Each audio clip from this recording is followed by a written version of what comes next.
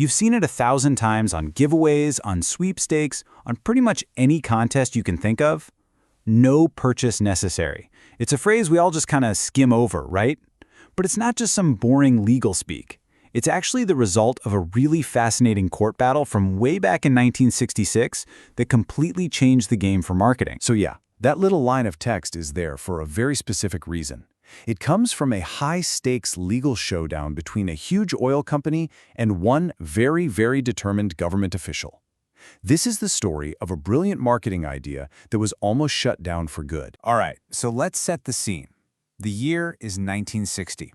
The oil company Caltex comes up with this big idea for a massive promotional campaign. Their goal was simple: get more drivers to pull into their gas stations. And their big idea was something called the Caltex Hooded Pump Contest. The idea itself was pretty clever and super simple. At every single Caltex station, they'd cover one of the gas pumps with a hood. To enter the contest, all you had to do was guess how many liters of gas that specific pump would dispense over a certain period of time. But here's the absolute key part, the catch. It was totally free to enter. You didn't have to buy gas, you didn't have to pay a fee, you didn't have to give them anything at all to get an entry form. And we're not talking about some small-time giveaway here. The prizes were huge, and they were offered at 3 different levels. At your local dealer level, you could win stuff like kerosene stoves or lanterns.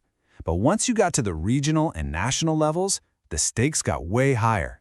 We're talking big cash prizes and even an all-expenses-paid trip to Manila. This was a serious high-value promotion. So, Caltex has this amazing plan all ready to launch.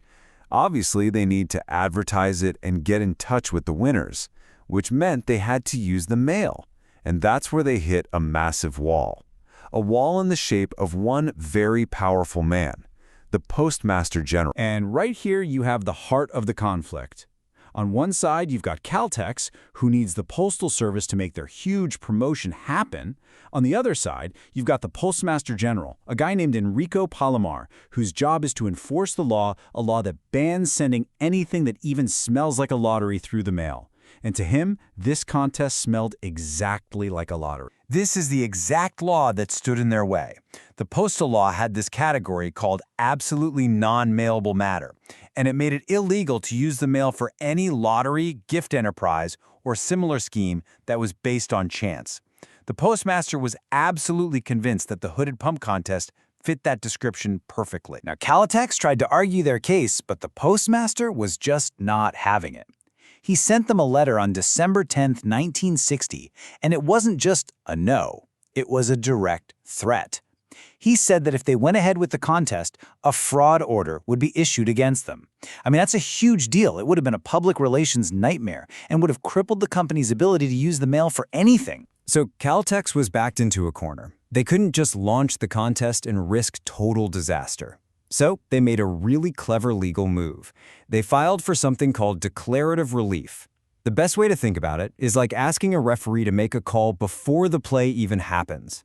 They wanted a judge to officially declare that their contest was legal before they started it, so they could sidestep the postmaster's threat completely. And that move pushed the entire fight into the courtroom. Everything, all the arguments, all the threats, it all boiled down to one single fundamental question. Was the Caltex hooded pump contest an illegal lottery? To figure that out, the court had to go back to the basic legal definition of a lottery. See, for something to legally be a lottery, it doesn't just need a prize and a winner picked by luck. It actually needs 3 very specific ingredients. Okay, so those 3 elements are prize, chance, and consideration. First, you need a prize, something valuable that you can win. Check. Second, you need chance. The winner has to be determined by luck. Check. And third, you need consideration. And this is the big one. It means the person entering has to give up something valuable, usually money, just for the opportunity to play. Now, in the Caltex case, nobody argued about the first 2. Of course there was a prize, we're talking cash and stoves, and of course there was chance. It was a guessing game. So the whole thing, the entire legal battle, came down to the meaning of that single word, consideration. After years of legal back and forth, the case finally made its way to the highest court in the land, the Supreme Court of the Philippines. And it was here that a final landmark decision was going to be made. The whole case really boiled down to these two completely different ways of looking at consideration. The postmaster argued that consideration was about the benefit to Caltex, the increased sales, the extra foot traffic. He saw that as the consideration.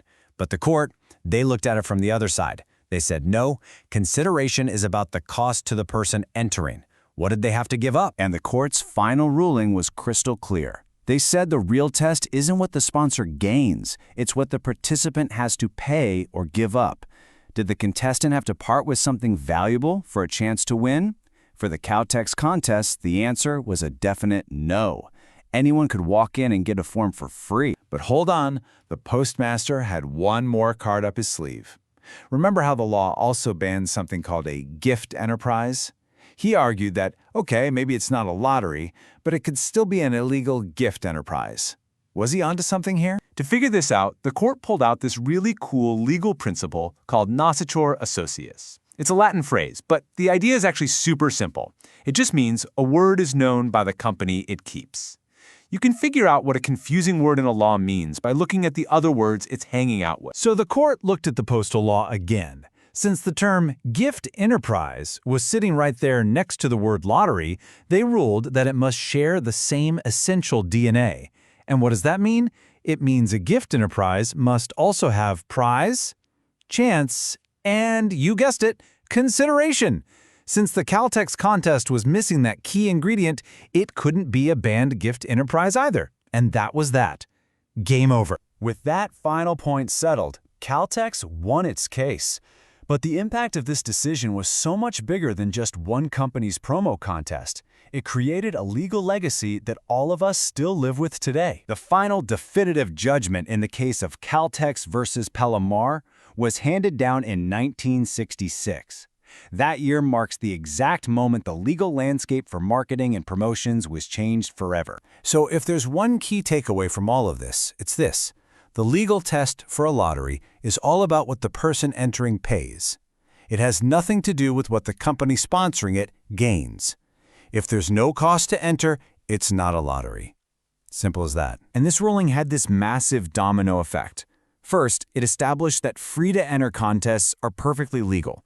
This directly led to companies using that exact phrase, no purchase necessary, to signal that their promotions were on the right side of the law.